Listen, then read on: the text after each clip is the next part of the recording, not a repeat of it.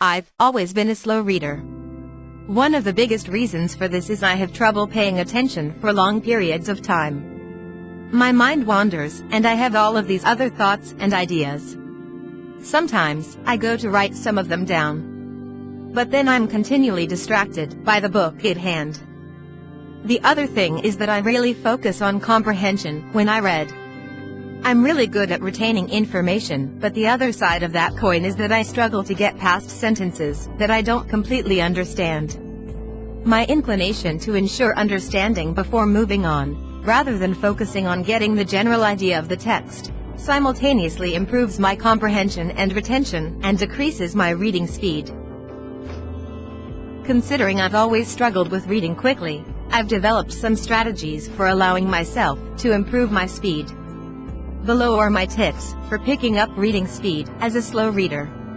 If you're a slow reader too, I hope you find them useful. Make reading a priority. Establish reading as a priority. If you don't actually consider it that important, then this won't really be that effective. But if you do consider it important, then you must reiterate that to yourself, that it's a priority. Once it becomes a priority, then you can work on fitting it into your schedule. Set reading goals. Set reading goals for yourself. Monthly goals tend to be better than yearly goals for keeping on track. If you set both, focus more on hitting your monthly goal, and your yearly goal will take care of itself. Depending on how far you are along your reading advancement, and how much time you'll be able to dedicate to reading, you can set a goal of 1, 2, 4, or 8 books per month. Most people don't even read a book a month, so if you get to that point, you're already in good shape. Some more dedicated readers read 2 to 8 books per month, 24 to 100 books per year, but it's important to start small and build yourself up over time. Make a financial reading commitment. Make a financial commitment to reading books.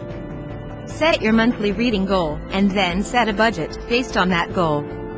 If you can't afford the budget for that goal, then buy used books. If you're using audiobooks, get an Audible subscription for 1 free credit per month, and then buy the extra credits you'll need for that month ahead of time to reduce friction. Replace news with books. Consciously decide to reduce your consumption of news and articles. Train yourself to pick up a book instead. News and articles are short-form content that we can't seem to get enough of. It gives us quick dopamine hits, and we think we're learning something new, and we may even feel that we were productive. But rarely do we actually learn something. And that which we learn is usually just a shallow understanding. Books convey true knowledge. They allow us to get deep into a subject and immerse ourselves enough that we can add a volume to the library that is our brain. One of the best ways to read more books is to recognize the ineffectiveness of articles for learning and consciously seek out long-form content instead of short-form content. Cut social media. Heavily reduce or stop using social media, as these sites reduce your attention span and hamper your ability to sit for hours with a given book. Cut television. Stop watching television shows, as shows reduce your desire for and enjoyment for books, and replace them with the lazy instinct of putting on the television. Think of books like TV seasons. Think of each book like a television season. Seasons typically range from 10 30-minute episodes, 5 hours, to about 15-hour-long episodes, 15 hours. Audiobooks, meanwhile, are typically between 5 and 20 hours. If you can binge read a book instead of binge watching a season, then you've got a great way to read books consistently. Think of both reading duration and speed. When you think about reading books quickly, make sure you understand what quickly really means. It doesn't simply mean the pure speed at which you read when you are sitting down. If you read extremely fast for 5 minutes and then put the book down, you won't get anywhere. This may seem obvious, but the number of books you can finish in a month is dependent on not just your reading speed, but also the duration of time in that month during which you read. You need to work on both in order for you to read many books in a month. After a certain point, you'll hit limits on how fast you can read. But it turns out that most people can greatly increase the amount of reading time they put in throughout a week. We all think we're extremely busy, and we generally are right. But when we account for all the hours we spend commuting, watching TV, going on social media, and browsing the internet, our free time, that's not very productive, adds up to quite a lot. Designate reading days. Designate certain weekend days as reading days, then set aside 4 to 6 hours for uninterrupted reading.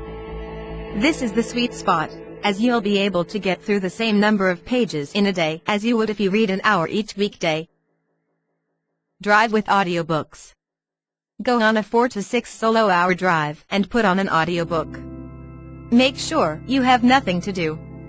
You'll be able to finish a 5 to 8 hour audiobook at 1.25x or 1.5x speed, and you'll be able to finish a 10 to 16 hour audiobook in just 2 drives.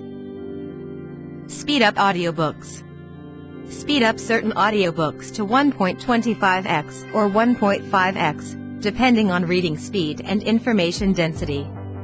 Be okay with slowing back down to 1x and then picking the speed back up again to 1.5x. Be okay with going a bit too fast and then rewinding 30 seconds when you zoned out or missed details. Read along with audiobooks. Sit in a quiet place with both a physical book and an audiobook and read along with the audiobook. You should be able to increase the audiobook speed if you concentrate on the words and read along. The audiobook will help you concentrate and provide some guardrails for your wandering mind. Listen to audiobooks while commuting. Listen to audiobooks while commuting or traveling between meetings. Put on noise-canceling headphones so you can deeper into the zone. Only read books you enjoy. Only pick up books that you are super excited about reading. You need to reinforce your love of reading by continually reading great books, and you need to avoid the feeling that reading is punishment by trying to get through unenjoyable books. Be willing to move on. Be willing to toss a book after reading 10% to 25% of it. Move on to another book when you realize you don't like the current one. Only focus on books you enjoy. Talk about books with friends. Talk to your friends about books and cultivate a bookworm culture with them. Share book recommendations and give books as gifts. This will make you enjoy reading more and will motivate you to up your reading game. Read with family. Read with your family or your significant other and be okay with sitting in quiet with them for hours at a time. If they're not immediately on board, have a conversation with them and communicate that reading is a priority for you, that you really enjoy reading with them, and that it could be a great way to spend time together. Practice boredom. Practice being okay with sitting and walking with nothing to do, without picking up your phone or using social media, as this will increase your attention span and reduce your addiction to short-form content. Build momentum with quick finishes.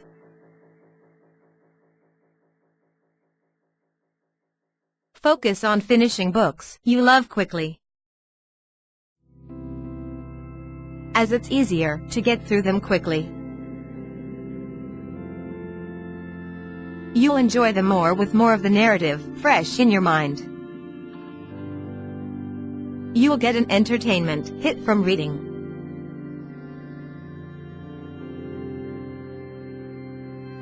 And you'll get an accomplishment hit from finishing the book.